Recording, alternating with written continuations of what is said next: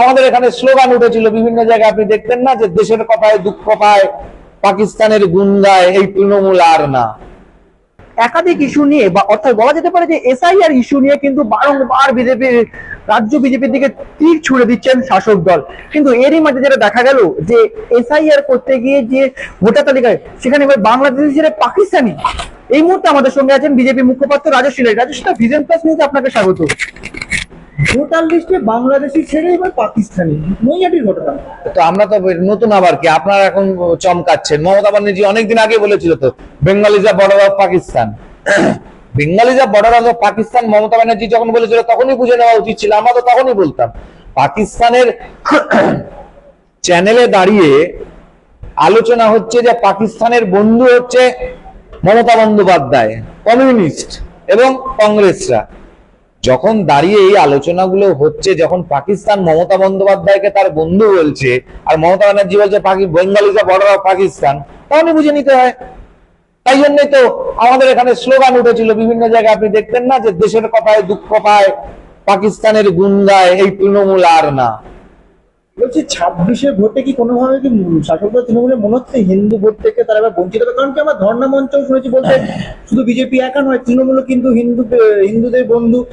মহাকাল মন্দিরের প্রতিশ্রুতি দেওয়া হয়েছে আবার শাসক দল মুখ্যমন্ত্রী তরফ থেকে। শুনুন, তৃণমূল না হিন্দুর বন্ধু না মুসলমানের বন্ধু।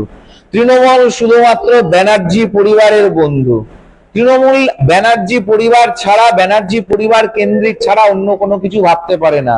তাই টালির চালে থাকা, না খেতে পাওয়া, তাদের আজকে 35টা প্লট হয়ে গেছে, এবং তাদের ওই 35টা প্লট তৈরি করতে যারা সাহায্য করছে তাদেরকেও কিছুটা চাল, কলা, মূলো, ওই এগরোল, সুজি, তার মাগুর মাছ কেষ্টকে হাইব্রিড মাগুর মাছ বিক্রি করে যে চাল কল তৈরি করে নিয়েছে, মানে 1 কিলোমিটার লম্বা এগরোল তৈরি করে কোটি কোটি টাকার সম্পত্তি তৈরি করে নিয়েছে, পাপ তৈরি করে নিয়েছে। এটাই মুখ্যমন্ত্রী বলছেন উত্তরবঙ্গ প্রসঙ্গে এই সময় বিরোধিতা করা বা বন্ধ করার কোনো প্রয়োজন নেই বা সময় নয়।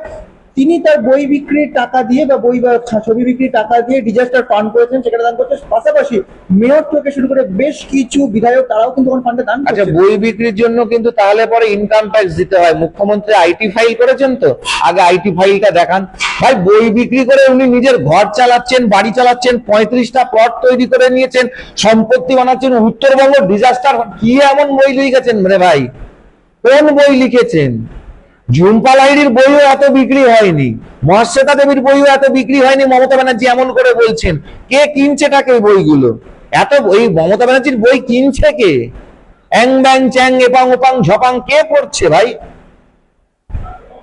বলা যেতে পারে এবারে কিন্তু একদম খুব গণকৌশল নিয়ে মাঠে নামছে তৃণমূল। ডিজিটাল যোদ্ধা অভিষেক বন্দ্যোপাধ্যায়। ওই ডিজিটাল চোর বলুন, ওদের আবার যোদ্ধা ফোদ্ধা কি? ওই চোর, চোরেদের আবার কি? চুরি করতে গিয়ে যুদ্ধ করতে হবে, চুরি করতে গিয়ে মারামারি করতে হবে, কেড়ে নিতে হবে, ছিনিয়ে নিতে হবে। ওই ডিজিটাল যোদ্ধা মানে হচ্ছে ডিজিটাল ডাকাত, এর বাইরে আর কিছু নয়। শেষ প্রশ্ন, দেখো মুখ্যমন্ত্রী যেটা দেখা যাচ্ছে একদিকে বলছেন যে আবারও তো মহাকাল মন্দিরের প্রতিশ্রুতি দিচ্ছেন, অন্যদিকে দেখা যাচ্ছে বলছে উত্তরবঙ্গে ম্যানগ্রোভ চাষ করে। তাহলে কি এবার মুখ্যমন্ত্রী অনুপ্রাণে আমরা ভৌগোলিক পরিবর্তন দেখতে পাবো বঙ্গে? না না না, এবার উনি বাথরুমে পাইন গাছও লাগাতে পারেন, কোনো অসুবিধা নেই, তাতে লাগান না, কে মানা করেছে?